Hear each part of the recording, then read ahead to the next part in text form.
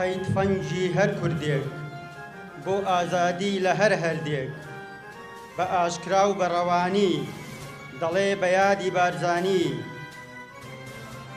ئاواتی زیندووبوونەوە ڕاپەڕین تێ هەڵچوونەوە بارزانی بناغەیدانە هەر ئەوە هاوار و هانە.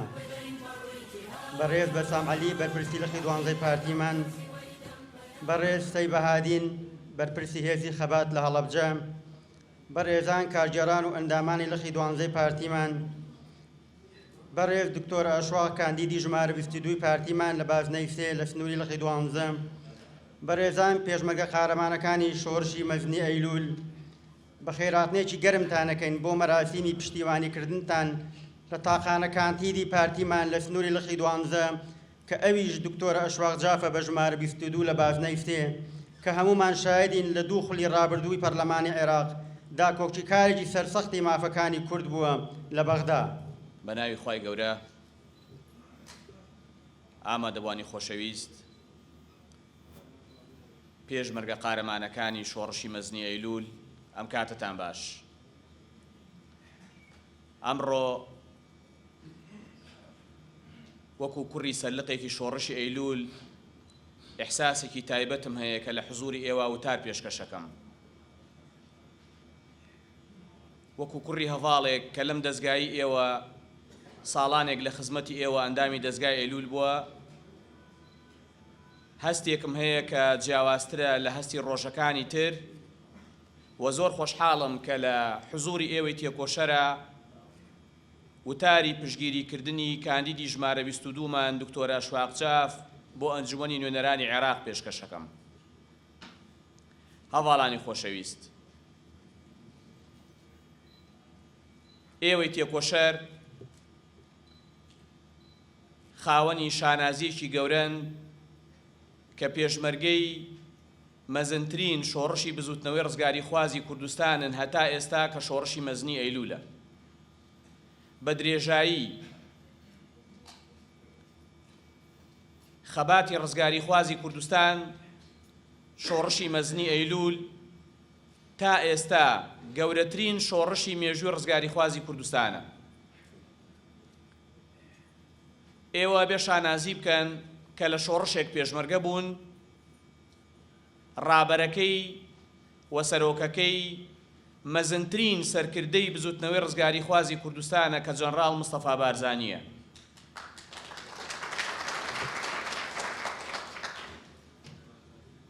ئێوە بێ شانازی بکەن کە ڕۆژانێک لە خزمەتی مستەفا بارزانی خەبات و تێکۆشانتان کردووە لە پێناو ڕزگارکردنی خاکی کوردستان. هەموو کەس ئەو شانازیی پێ نابڕێت ڕۆژانێک لە خزمەتی مەلا مستەفا پێشمەرگە بوو بێت. ئێوە ئەو شانازیەتان پێبڕاوە. هەڤاڵانی تێکۆشەر، ئەمڕۆ ڕێبازەکەتان و پارتەکەتان بەرەو هەڵبژاردنێکی چارەنووسا زەڕوات و ڕۆژ بە ڕۆژ لە ئەنجامدانی ئەم هەڵبژاردنە نزیکە بینەوە. هەڵبژاردنێک کۆمەڵێک هاوپەیمانی و لێک تێگەشتن کراوە کە هەموو ئەمانە لە ڕووی ڕکابەری دیموکراسی ئەچێتە چوارچێوەی جۆرێک لەگەلە کۆمەی دیموکراسی هەڵبژاردن لە بەرامبەر پارتی دیموکراتی کوردستان. ئەوە ئەرکی ئێوەیە، ئەرکی پێشمەرگەکانی شۆڕشی مەزنی ئەیلول لە پێش ئێمە کە جارێکی تر هەمومان کار بکەین بۆ ئەوەی پارتی دیموکراتی کوردستان بە بەهێزی بمێنێتەوە. ئێوەی ئەیلولیەکان شاهیدیە دەن لەو کاتانەی پارتی بەهێز بوو و لە کایەی خەبات و شۆڕش پێشەنگ بوو کوردستان بەهێز بوو و لە نسکۆی ئەیلول هەموو لە یادەوەری هەمووتانە هەیە ئەو کاتەی پارتی دیموکراتی کوردستان تووشی نسکۆ بوو، تەواوی خەڵکی کوردستان تووشی نسکۆ بوو و ئاوارە و دەربەدەری وڵاتانی دراوسێی کوردستان بوو. بۆیە لە پێناوی بەهێزی کوردستان، لە پێناوی بە بەهێزیمانەوەی کوردستان پێویستە پارتی دیموکراتی کوردستان بە بەهێزی بمێنێتەوە. بۆ ئەوەی پارتی بە بەهێزی بمێنێتەوە پێویستە پشگیری کاندیدەکانمان بکەین بۆ هەڵبژاردننی دەیدا ئەنجومەنی نوێنەرانی عێراق تا پەرلەمانتارانی پارتی لەناو هۆڵی پەرلەمانی عێراق داکۆچی لە مافەکانی خەڵکی کوردستان لە مافی پێشمەرگەکانی ئەیلول پێشمەرگەکانی گوڵان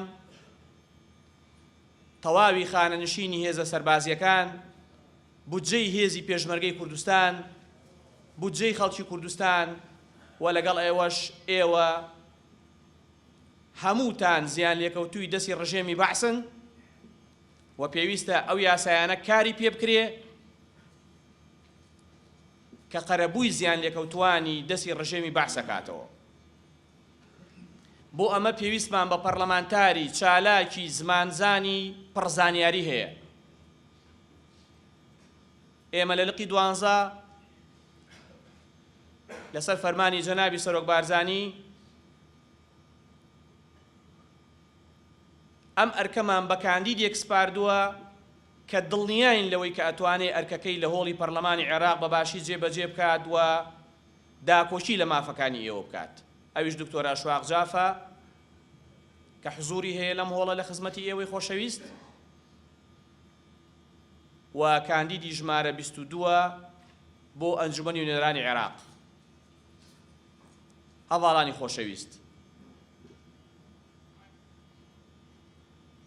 دەستکەوتەکانی پارتی لە دێڕێکا کۆ بکەمەوە بریتیە لە تەواوی دەستکەوتە سیاسیەکانی مێژووی نوێی سیاسی کوردستان.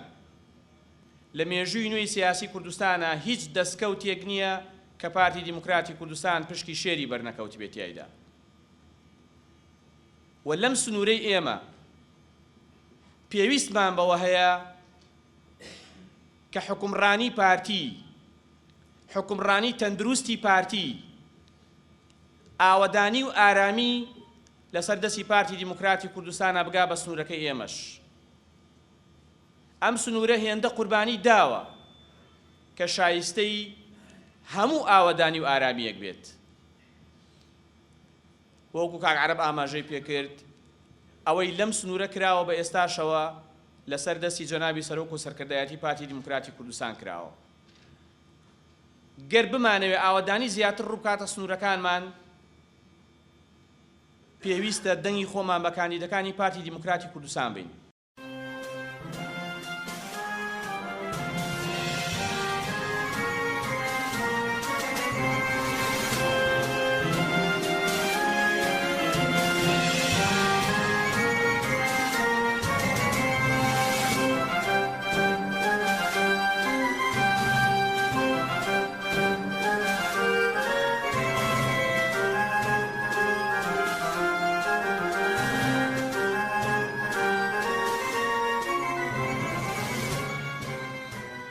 خۆشحاڵم و بەڕاستی ناتوانم فرمێسکەکانم ڕابگرم، چونکە لەگەڵ پۆلێک لە پێشمەرگەی قارەمانم، پۆلێک کە ئازادیان هێنا بۆ هەرێمی کوردستان، پۆلێک کە بە دوای ئیمتیاز خەباتیان نەکردووە، بەڵکو ئەوان بە خۆیان، بە چەکی خۆیان، بە پارەی خۆیان پشگیری شۆڕشیان کرد بۆ ئەوەی ئازادی بهێنن بۆ هەرێمی کوردستان و ئێمەش بە ئازادی بژین لە کوردستانێکی ئازاد بە خوێنی هەزاران لەو پێشمەرگانە قارەمانەکان لە شۆڕشی ئەیلول و گوڵان و داستانەکانی تر کە تۆمار کرا. بۆیە بەڕاستی من دەڵێم ئێمە تا مردن قەرزاری ئێوەن، تا مردن قەرزاری ئێوەن، چونکە ئێوە وانەیەکی کوردایەتیتاندا بە نەوەی کورد، بە نەوەکانتان و بە هەموو کوردستانیان کە ئێوە بەبێ ئیمتیاز شۆڕشتان دەست پێ کرد لەگەڵ بەرزانی نەمر، واتان کرد کە نەوەکانتانش و هەموو کوردستانیەکان حەزیان لەوەیە کە ببن بە پێشمەرگە، چونکە پێشمەرگە نازناوێکی پیرۆزە. هەموو کەسێک دەستی ناکەوێت ئەو نازناوە کە پێشمەرگە بێت. بۆیە هەر کەسێک خەبات دەکات بۆ بەدەستهێنانی مافی ملەتی کورد ئەمڕۆ پێی دەڵێت پێشمەرگە ئاسا تۆ خەبات دەکەیت. ئێوە خەباتی چەکداریتان کردووە. ئێمەش تەواوکەری ئەو خەباتە خەباتی سیاسیمان کردووە. بەڵام بەداخەوە ئەڵێم ئەو خەباتەی کە ئازادی هێنا بۆ کوردستان و هەروەهاش کە کوردستانی ڕزگار کرد لە ڕێژێمی باس بەدڵی هەندێک لەو سیاست مەدارانی کە لە دوای 2003 هاتنە سەر حکم بەدڵیان نەبوو. بۆیە دەستورێک پەسەند کرا لە عێراق کە مافی هەموو ملەتی کورد تێیدا چەسپا، بەڵام چونکە تەنها دەموچاوەکان گۆڕا باوەڕیان بە مافی کورد نەبوو، دەیانەوێ بە بەردەوامی ژێردەستی بمێنین. بۆیە ئەم دەستورە جێبێجێ نەکرا لەسەر ئەرزی واقع، بەڵام گیریان خواردووە مافی کورد لەناو ئەم دەستورە چەسپاوە. ئەو دەستورە هەموار ناکرێت چونکە سەرۆکمان هەیە کە لە یاسا و لە چەک خەبات دەکات. وا نووسراوە کە مافی کورد ناتوانێت کەس پێشێلی بکات یان بیگۆڕێت. بۆ بەندەکانی دەستور ئەوە دەڵێت ئەگەر سێ پارێزگا دەنگی نەدا بەو بەندانە هەموار ناکرێت. ئەوە جەنابی سەرۆکی بەرزانی وای کرد کە ئەگەر پەرلەمانی کوردستان هەر تعدیلێک لەسەر بەندەکانی دەستور قبوڵی نەکات نافز نابێت. بۆیە پەنایان برد بۆ پیلانی سیاسی، پیلانی سیاسی کە بودجەی هەرێمی کوردستانیان بڕی. لە چی دنیایەک سەرۆکی ئەنجومانی ئەو وڵاتە قوتی خەڵکی خۆی ببڕێت بەبێ بەڵگەی یاسایی؟ بۆتە یەکەم سەرۆکی ئەنجومەنی وەزیران لە هەموو جیهان کە قوتی خەڵکی خۆی ببڕێت بەبێ بەڵگەی یاسایی. هەدەفیان چی بوو لەو بڕینی قوتی ئەم خەڵکە؟ ئایا حکومەتی هەرێمی کوردستان پابەند نەبوو؟ نەخێر، پلانەکە ئەوە بوو کە متمانەی خەڵکی کوردستان بە حکومەتەکەیان نەمێنێت بۆ ئەوی بیر و خێنن، چونکە ئەوان بە هەموارکردنی دستور ناتوانێن هەرێمی کوردستان بیکەن بە پارێزگا تابعی حکومەتی مەرکەزی، چونکە دوای 2003 حکومەتی مەرکەزی نەما. بە پێدەستوری عێراقی دەڵێت حکومەتێکی ئیتیحادی فیدراڵی مافی هەرێمەکان هەیە، مافی پارێزگاکان هەیە. وەکو پێش 2003 نییە بە دەستێکی ئاسانی هەموو دەسەڵاتەکان بترێت بە حکومەتی مەرکەزی. کەواتە پلانەکان بە بڕینی بودجەی هەرێمی کوردستان بۆ لێدانی ئابووری هەرێمی کوردستان، چونکە بینیان کوردستان ڕۆژ بە دوای ڕۆژ ئاوادان دەبێتەوە. هەروەهاش وەکو ئاماژەم پێکرد بۆ ڕوخاندنی هەرێمی کوردستان کە بە پێی مادەی 117 دەستور تەشکیل کراوە. مادەی 117 دەڵێت هەرێمێکی کوردستان کەیانێکە لە ناو دەوڵەتی عێراقیە، بەڵام دەسەڵاتیشی یاوە بەم هەرێمە. ئەوە دووبارە دەڵێمەوە بەدڵیان نەبوو. هەدەفێکی زۆر گرنگە ئێوە لەوانەیە ئیستەموعاناتان هەیە بە تایبەتی پێشمەرگەی ئەیلول، ئەوەیە کە گەنجەکانمان کە خوێندن تەواو ببن بەڵام تەعیین نەبن. هەڤاڵان تعیین یعنی پلەی وەزیفی، پلەی وەزیفی لەناو بودجە. بودجە بریتیە نییە لە تەنها موچە، بودجە بریتیە لە چەندەها بابەتێک. یەکێک لەو بابەتانە تعیینە، کەواتە پلەی وەزیفیە. بۆیە ئەمەش یعنی بەشێک لە پلانەکەی بۆ ئەوی گەنجی کوردستان متمانەیان بە حکومەتەکەی خۆیان نەمێنێت. بەڵام خۆشبەختانە ئەوە ئێوە خەڵکی کوردستان پیشگیری حکومەتەکەتان کرد، واتان لێ کرد ئەو پلانە ژەهراویە شکست بێنێت.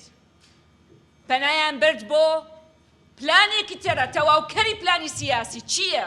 هێرشکردنەوە لەسەر هەرێمی کوردستان بۆ ئەوەی نەمێنێت. بەڵام لە بیریان چوو هەرێمی کوردستان خاوەنی پێشمەرگەی قەرەمانە، خاوەنی پێشمەرگەی ئەیلول و گوڵانە و هەروەهاش خاوەنینەوەی ئەو پێشمەرگانەیە.